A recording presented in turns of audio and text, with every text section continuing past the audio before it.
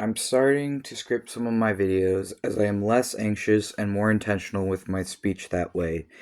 As an occultist myself, a problem I've noticed with occult media online is how much of it is either deceptive, relying on novelty alone, or gives way to cults and false solutions to real world problems. The problem with my own occult content is that I don't think it's appealing to see someone ranting about things such as angelic Satan, such as Samael, when you don't know who Samael is or what I'm actually talking about. I kind of just film myself mid rant and then go talk about all these demons and these things that I love, that I have a personal connection to, that are really important in my life as a witch and are important in my life as a theistic Satanist and sorcerer. But if I don't explain what it is, then it's hard to know how that's going to be taken. And I think that my own content certainly does not have a wider appeal. It's going to appeal to maybe like three people with similar backgrounds and not really anyone else if they don't know what I'm talking about. So I'm trying to figure out how to navigate that, but also how to separate myself from the issues that I see in occult communities that have actually put me at odds with quite a number of occult communities and have led to me leaving many things in the past. And I've left cults. I've left things that weren't cults, but also weren't healthy as far as groups go. I also left the in-person place where I had community with other witches, and I made a lot of friends there, and I still have kept those friends. But I've stopped going to my city's local place where it was, for a time, the only place I could like physically go and talk to other witches and like learn from other witches and share information and resources with other witches.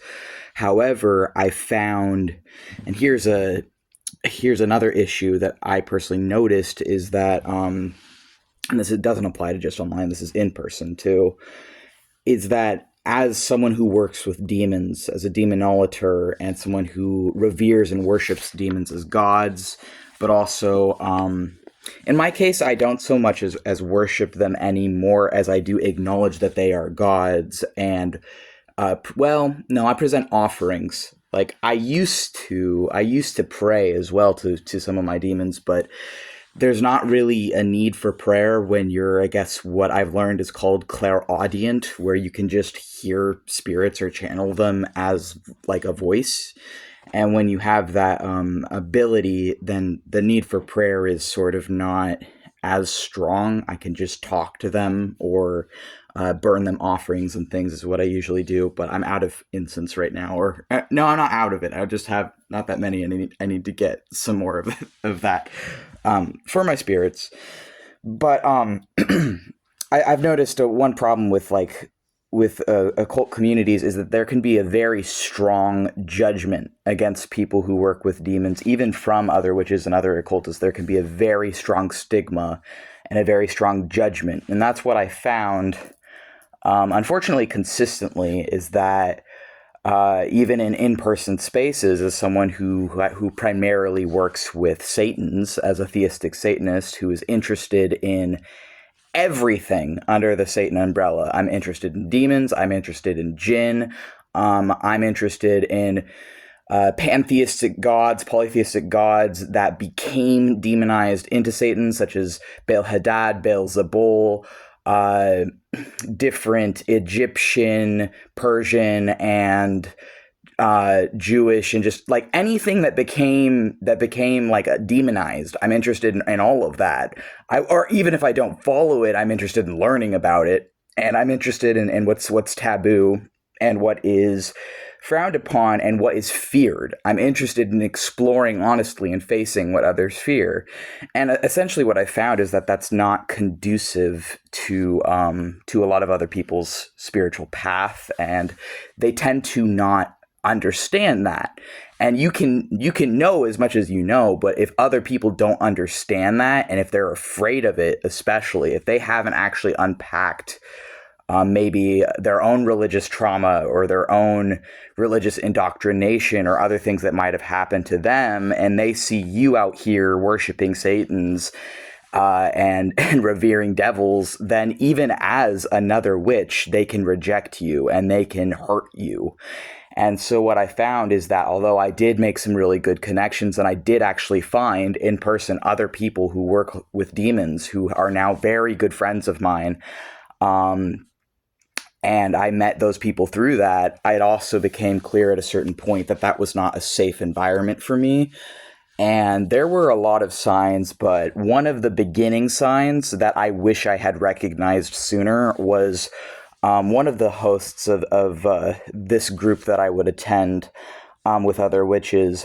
Every single time I would talk about my actual spiritual beliefs, every single time I would talk about my theistic Satanism, and I will say I also went through periods where I dropped the label for different labels. I use a lot of different labels interchangeably. I know some people don't like that, but for me, I feel that as long as I know about the history of different labels, then I'm going to use whatever labels I want to for my belief system. But it's just that anytime I would bring up my beliefs on demons and other things, this person would just say that she doesn't understand that kind of stuff, or she would say that, well, I don't really understand theistic Satanism. I don't really understand demonolatry and these other things. And so I would say, okay, well, she doesn't understand it. I'll try and educate her. And I would say, well, a lot of it is based on the demonization of the Canaanites, and a lot of it comes from them, and their gods were corrupted and stolen and turned into a lot of these various different Satans and demons. But also some of it comes from the Judeo-Christian Book of Enoch, and some of it comes from Gnosticism, and some of it comes from Egyptian mythology, and some of it comes from Islamic mythology and pre-Islamic mythology. And there's, I would try and actually educate, and like, okay, well, they say that they don't understand demons. They don't understand why anyone would choose to work with demons, or why anyone would be a theistic Satanist. I'm like, okay, well, I'll give you that information because I am one. So I know why. And I'm starting to switch to Eli, and I'm trying to stay Max. Please don't switch. Sorry, I do not want to be Eli right now for this conversation. I want to be Max. But essentially, like, she would just continue to repeat that she just didn't understand. And what I eventually realized, and it took me an embarrassing amount of time, is that it's not that these witches don't understand, it's that they don't want to understand. And unfortunately, you can be an outcast among outcasts. You can be a witch who doesn't fit in with other witches. And I happen to know I do not fit in with love and light kind of witches. I don't fit in with New Age. I don't fit in with people who are going to be afraid of baneful magic and curses and hexes, who are going to look down on that stuff or use it but then be all weird about it when you ask about it, or who use it themselves but don't want to talk about it. And it's like, okay, well, if we're not talking about it and we're not going to be talking about the dark stuff, then what am I even here for? And it's just like, that was one of the earlier signs that group didn't fit for me, but I stuck with it anyways until I essentially outgrew it. And at least with that, it was a safe break away from that. And I broke away from that with a ritual, which was not actually just for that, but that ritual was also to separate myself and to separate my energies from an online space that I'd been a part of. I want to say that I switched to Eli. I wasn't trying to switch to Eli, but I did. There is so I'm going off script now for this part, but there's unfortunately just a lot of drama in the occult, and I will say that drama can lead to things like bullying and infighting and strong disagreements and whatever. I've never been opposed myself to cursing other witches or that kind of a thing. Like, if someone really fucking does me dirty, I don't care who they are. I don't care if it's another magician. I will curse them. But that being said, I haven't been doing that lately. I didn't fucking curse any of the people from the on in-person group I was in, because I had no reason to. It was really just, I didn't fit in there anymore, and there's nothing more to it than that. I mean, there is stuff more to it than that, but I'm not going to share that online because it's not relevant for strangers to hear. Um, but with the online shit, that was more like I was being fucking lied about and other crap. And some of my videos on here from around winter, Eli says, our headmates are not doing good in those videos, and we're kind of crashing and burning and having meltdowns online in some of those videos. And I know that we can go to a really deep and dark place sometimes, and it's like, why are you having a mental breakdown to your phone? Like, as an occultist, why are you doing that? And the thing is at that time, there was another theistic Satanist online who had been actively making up shit about me and was essentially had gaslit me into believing that I was this terrible, angry person or whatever, and was just kind of like fucking starting drama with me and a bunch of other people. And I was one of the first victims of it because I saw through it before anyone else did, or I saw that this guy was doing the shit before anyone else did. And then because he was cyberbullying me and because he made up a bunch of shit about me and other crap, because the problem was originally I had said that an 1880s occultist is a white supremacist. I still stand by that. I had said that Madame Blavatsky is a white supremacist.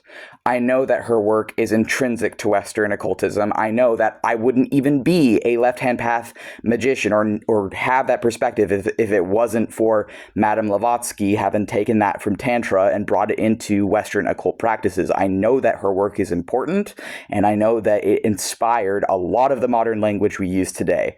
However, that being said, in her own writing, she has said despicable and disgraceful, disgusting shit about some other races, and just because she traveled the world, and just because she revered the Egyptians and other shit, doesn't mean she wasn't a white supremacist. But because I had said that, this guy fucking went off at me, started lying and making shit up about me, and it was another theistic Satanist is the thing. It was another person who works with demons, and I felt betrayed. And that's why I was lashing out online and like crying in my YouTube videos and shit, is because I was confused and I almost kind of believed in his lies about me for a bit. Like, I didn't know what to believe because that man I had thought was my friend. It was someone I thought was my friend, I thought was a safe person, and then I realized was just not, and was completely full of shit. And unfortunately, that was just a really scary experience. And fortunately, though, I will say this is another thing where I didn't fucking curse that guy. I didn't do anything. The most I did for both the online and in-person thing is I just did a cord cutting ceremony, which all that is saying I'm separating my energy from this. I don't want to be a part of that. That's all that ritual is doing. It doesn't send any energy their way. All it does is take back my energy and separate myself from something else. And I didn't curse that guy, but I happen to know for a fact a lot of other theistic Satanists and other people did curse him, because he didn't just do that shit to me. He also attacked my friends. He attacked one of my in-person friends who is like one of my best friends, and also is my roommate now, but wasn't at that time. He attacked and went after a bunch of fucking people. It wasn't just me, but I was one of the first people that, like, it just blew up in my face because of. So that sucked. But I'm just giving these as examples of like problems you might come into in the occult, that you might notice yourself if you are an occultist, or be able to relate to in some ways. And I'm giving these as sort of warnings that just because other people might be fringe spiritualists or have out there ideas and be eccentric like you doesn't mean that they're safe. And just because someone presents themselves as your friend and seems like they are safe and seems like they do understand doesn't mean they actually do.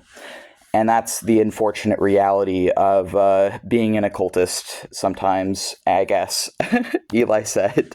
So I think I'll probably stop this video here as it's getting long again, but I hope that this resonated with someone.